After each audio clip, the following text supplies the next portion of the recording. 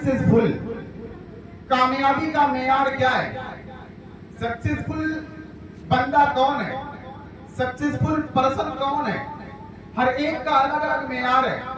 ताजिर का मेयार अलग है, एडवोकेट का मेयार अलग है, साइंटिस्ट का मेयार अलग है कामयाबी का, डॉक्टर का मेयार अलग है कामयाबी का।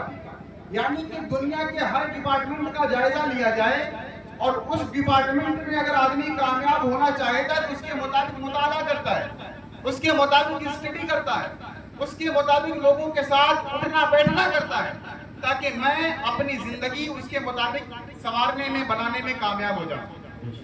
हम और आप भी अपने आप को मुसलमान कहते हैं, बयानात होते हैं, तकरीर होती है, नादे पाक पढ़ी जाती है, तो हमारे अंदर एक जोश पैदा हो जाता है कि अली का दामन नहीं छोड़ेंगे, अली का पहला नंबर, या उलमाए औलिया इकराम से जो हम मोहब्बत का तकादा हमारा है, हमें इस चीज पर जायजा लेना चाहिए कि हम और आप यानी कि मुसलमानों ने कौम जो है सिर्फ और सिर्फ ज़बानी तौर पर मुसलमान हम हैं, अपने आप को मुसलमान हम कहते हैं, लेकिन क्या हमें मालूम है कि प्यारे आका सरकार मुस्तफा सल्लल्लाहु ताला अलैहि वसल्लम ने अपनी 63 साल जिंदगी में किस अंदाज से दीन की तबलीग और दीन की इशाअत फैलाई है, दीन की इशाअत की है। हम और आप अपने आप को मुसलमान तस्वुर करते हैं, लेकिन क्या हमने कभी गौर व फिक्र किया कि मेरी जिंदगी की जो रोजमर्रा के मामूलात गुजर रहे हैं, अल्लाह तबारक व तआला की बंदगी करने में मैं कामयाब हो रहा हूं या नहीं हो रहा हूं? हम यहाँ पर हाजिर आए, हमारा और आपका ये वक्त जो है वो बहुत ही ज्यादा कीमती है। एक एक लम्हे के बारे में अल्लाह तबारक व तआला एक एक इस्लामी भाई से पूछगछ करेगा, उसके वालिदैन से पूछा जाएगा, बता तूने अपने बंदों की, अपने बच्चों की किस अंदाज से तरबियत की है। लेकिन हमारा हाल क्या है? हमारा वक्त मोबाइलों पर जाता है, हमारा वक्त होटलों पर जाता है, हमारा वक्त फजूल बातों में जाता है, लेकिन हमें इस चीज का एहसास नहीं होता। हालांकि हम नारा लगाते हैं कि औलिया इकराम का दामन नहीं छोड़ेंगे, हुसैन का दामन नहीं छोड़ेंगे।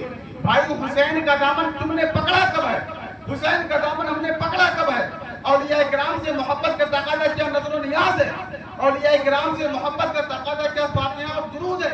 नहीं प्यारे इस्लामी भाइयों, फातिहा और दुरूद वो फर्ज या वाजिब नहीं है, बल्कि ये मुस्तहब काम है। फर्ज वाजिब क्या है? हमारी नमाज का पढ़ना। फर्ज वाजिब क्या है? कुरान मुक़द्दस की सही अंदाज से तिलावत करना। फर्ज वाजिब क्या है? अपने बच्चों की इस्लामी तौर के मुताबिक तरबियत करना।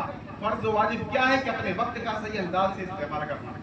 लेकिन आज हमारा हाल क्या है कि if you want to be successful, how to be successful, control your focus human being।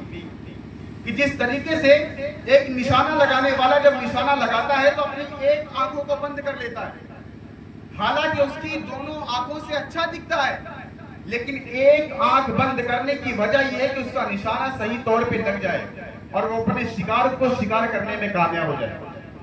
इसी तरीके से हमें भी अपने रोजमर्रा के जायजा लेना चाहिए कि हम अपनी जिंदगी किस अंदाज से गुजार रहे हैं।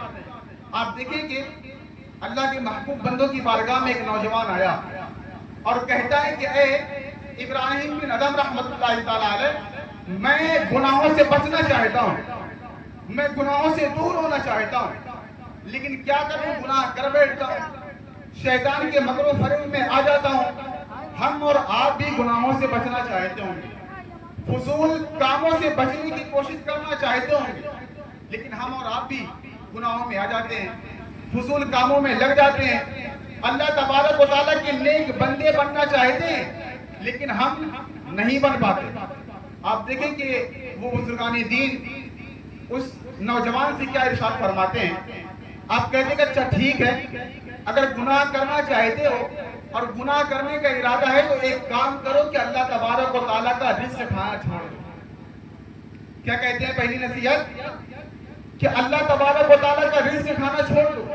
वो नौजवान कहता है कि भला अल्लाह तबारक व तआला का रिज़्क़ छोड़कर मैं दुनिया में किसका रिज़्क़ खाऊंगा?